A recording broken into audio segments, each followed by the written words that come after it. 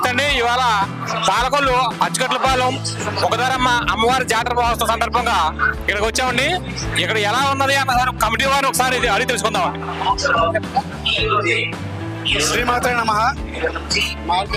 ఉగాది పురస్కరించుకుని ఈ పాలకొల్లు అచ్చుకట్లపాలెంలో ఉన్న శ్రీ శ్రీ శ్రీ ఒకదారమ్మ అమ్మవారి జాతర మహోత్సవాలు ప్రతి సంవత్సరం ఉగాదికి మొదలయ్యి ప్రతి సంవత్సరం 9 రోజులు అత్యంత వైభవంగా భక్తుల సహకారంతో అత్యంత వైభవంగా అమ్మవారికి జాతర మహోత్సవం జరుగుతాయండి.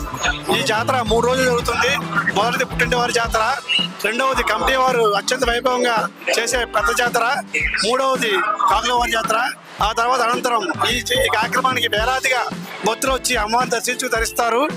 అమ్మవారి కోరికలు ఇచ్చే మా అచ్చుకట్లపాలెంలో ఉన్న మా అమ్మవారు చాలా మహిమగల అమ్మవారు అందరూ నమ్ముతారు. దూర ప్రాంతాల నుంచి కూడా, హైదరాబాద్ నుంచి కూడా చాలా మంది ఉగాది పురస్కరించి అక్కడి నుంచి ప్రత్యేకించి ఇక్కడికి వచ్చి అమ్మవారిని దర్శించుకుని వెళ్తారు.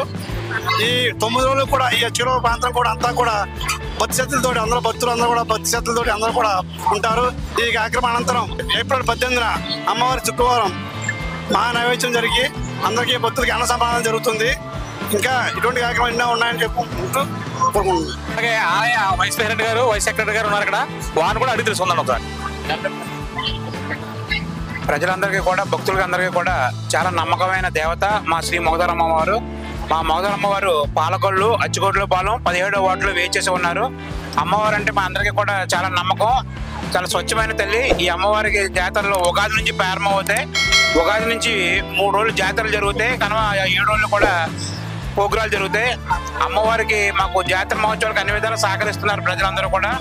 అంటే అమ్మవారు అంత స్వచ్ఛమైన తల్లి కాబట్టి అందరూ మాకు సహకరించున్నారు. ఈ కార్యక్రమం ఎంతో ఘనంగా చేయగలుగుతున్నాం. అలాగే ప్రతి శుక్రవారం కూడా మా అమ్మవారి ఆలయంలో 200 మంది to 300 మంది కూడా అన్నదాన కార్యక్రమం జరుగుతుంది. అలాగే అమ్మవారి ఆలయ ప్రాంగణంలో కళ్యాణ మండపం కూడా నిర్వహించడం జరుగుతుంది మాకు. అలాగే ఈ జాతర మహోత్సవం పురస్కరించుకుని 18వ తారీఖు శుక్రవారం భారీ అన్నసంతర్పణ కార్యక్రమం జరుగుతుంది. ఇవన్నీ ఎలా చేయగలుగుతున్నామంటే మా భక్తుల యొక్క సహకారాలతో, సహాయ సహకారాలతోనే చేయగలుగుతున్నాం.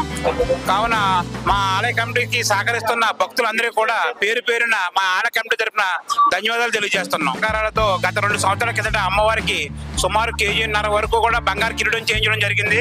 అలాగే ఈ సంవత్సరం భక్తులందరూ గ్రామం సహకరించి, బంగారం సహకరించి, ఆ బంగారంతో భక్తుల సహకారంతో 23 కాసులతో అమ్మవారికి బొందు చేయించడం కూడా జరిగింది.